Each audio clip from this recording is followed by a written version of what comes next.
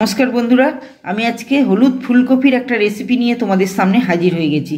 तार आगे आमार चैनेले यदि तोमरा नतून केउ हये थाको तो आमार चैनेलटी सबस्क्राइब करे पाशे थाका बेल आइकनटी प्रेस करे संगे থেকো যাতে আমি ভিডিও আপলোড করার সাথে সাথে তোমাদের কাছে নোটিফিকেশনটা পৌঁছে যায়। তবে এবার রেসিপিতে ফিরে যাচ্ছি। এবার আমি এই ফুলকপিটা দিয়ে বানাবো হলুদ ফুলকপির চিল্লি। তার জন্য বড় সাইজের একটা কপি নিয়েছি। কপিটাকে খুব ভালো করে কেটে নিয়ে তারপরে আমি ফিরে আসছি।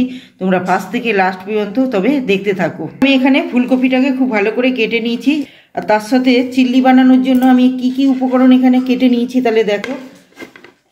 এখানে আছে টমেটো, ক্যাপসিকাম, লঙ্কা, এখানে আদা, কাঁচা লঙ্কা, রসুন, পেঁয়াজ, কড়াইশুঁটি। এখানে আমি সমস্ত কিছু ধুয়ে উপকরণগুলোকে রেডি করে নিয়েছি।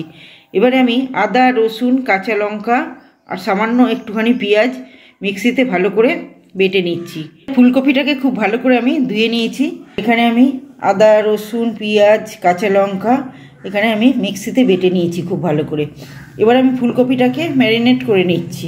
তার জন্য এখানে আমি দুটো ডিম ভেঙে রেখে দিয়েছি। এই ডিমটাকে এর মধ্যে দিয়ে দিলাম। ডিমটা বেশ খুব বড় বড়ই ছিল, এক বাটি হয়ে গেছে দুটো ডিমে। আর এখানে জিরের গুঁড়ো, হলুদ গুঁড়ো আর নুন নিয়ে নিয়েছি কিছুটা।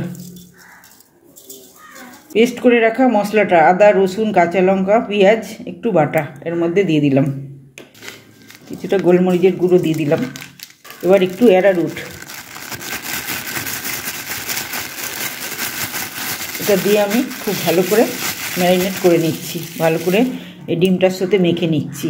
ফুলকপিটাকে খুব ভালো করে আমি ম্যারিনেট করে নিয়েছি। সমস্ত মশলা ডিম দিয়ে ম্যারিনেট করে নিয়েছি। আর এখানে আমি আলাদাভাবে আবার মশলা রেডি করে নিয়েছি। এখানে লঙ্কার গুঁড়ো, জিরের গুঁড়ো, গোলমরিচের গুঁড়ো, কাশ্মীরি লঙ্কার গুঁড়ো, হলুদ গুঁড়ো, নুন এখানে রেডি করে নিয়েছি। আর এখানে নিয়েছি আমি 3 রকমের সস, সয়া সস, চিল্লি সস আর টমেটো সস নিয়েছি। এবার তবে রান্নায় ফিরে যাচ্ছি। এখানে তেলটা গরম করতে বসিয়ে দিয়েছি। এবার আমি ম্যারিনেট করা ফুলকপিগুলোকে এর মধ্যে একটা একটা করে দিয়ে ভেজে নিচ্ছি। একসাথে সব দেবো না, অল্প অল্প করে আমি ভেজে নিচ্ছি। এখানে ফুলকপিগুলো ভালো করে আমি কিন্তু ভেজে নিয়েছি। এবার কড়াইতে তেল গরম আছে, দিয়ে দিলাম একটু গোটা জিরে ফোড়ন, দুটো তেজপাতা, কেটে রাখা পেঁয়াজগুলো বড় বড় করে কেটে রেখেছিলাম পেঁয়াজগুলোকে দিয়ে দিচ্ছি। দিয়ে একটু নাড়াচাড়া করে নিচ্ছি পেঁয়াজগুলোকে। এবার টমেটো দিয়ে দিলাম।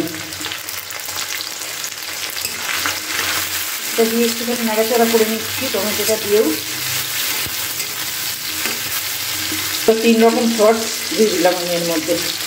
আর এখানে মশলাগুলো রেখেছিলাম সমস্ত কিছু দিয়ে দিলাম এর মধ্যে। দিয়ে বেশ করে একটু কষিয়ে নিচ্ছি মশলাটাকে।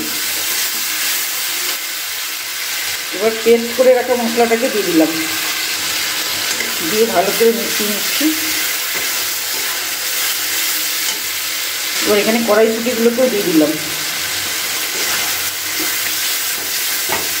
দিয়ে আবার একটুখানি কষিয়ে নিয়ে এবার ক্যাপসিকাম লঙ্কাগুলোকে আমি দিয়ে দেবো। অসাধারণ একটা সেন্ট বেরিয়েছে। এটা দিয়ে আবার একটুখানি নাড়াচাড়া করে নিচ্ছি। পুরো ফুলকপিগুলোকে আমি এর মধ্যে দিয়ে দিলাম।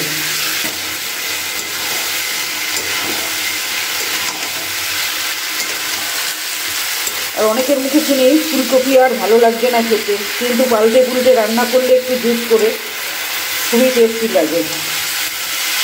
রান্নার কাছে হচ্ছে সমস্ত কিছু কায়দা। একদম কষা মাংস লাগবে, মানে মাংসকেও হাড় মেনে যাবে। এবার সামান্য একটুখানি জল দিয়ে দিচ্ছি।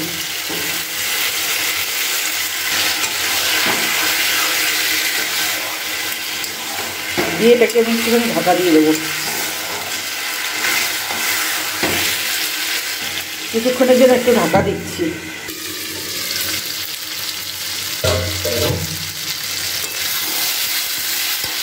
খুব ভালোভাবে সেদ্ধ হয়ে গেছে।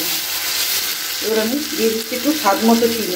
একটু মিষ্টি মিষ্টি হবে, যেহেতু চিল্লি এটা একটু মিষ্টি টক টক মিষ্টি মিষ্টি হবে, খেতে অসাধারণ লাগবে। এটা ভাত, লুচি, পরোটা, রুটি সমস্ত কিছুর সঙ্গে একদম দুর্দান্ত খেতে লাগবে। নাড়াচাড়া করে একটু গরম মশলা দিয়ে এটাকে আমি নামিয়ে দেবো। আমার রেসিপিটা কমপ্লিট হয়ে গেছে, ফুলকপির চিংড়ি। বন্ধুরা দেখতেই পাচ্ছ আমার রেসিপিটা কমপ্লিট হয়ে গেছে। আমি একটু গরম মশলা দিয়ে এটাকে নামিয়ে নিয়েছি। কতটা দেখতে দুর্দান্ত হয়েছে শুধু একবার দেখো। আর খেতেও কিন্তু একদম অসাধারণ। বললাম না, ভাত রুটি সমস্ত কিছুর সঙ্গে একদম জমে যাবে। একবার অবশ্যই তোমরা বাড়িতে ট্রাই করো। আর আমার ভিডিওটা যদি ভালো লেগে থাকে লাইক কমেন্ট শেয়ার এবং সাবস্ক্রাইব করতে কিন্তু ভুলো না। দেখা হচ্ছে আবার অন্য কোনো ভিডিওতে। ততক্ষণ তোমরা ভালো থেকো, সুস্থ থেকো।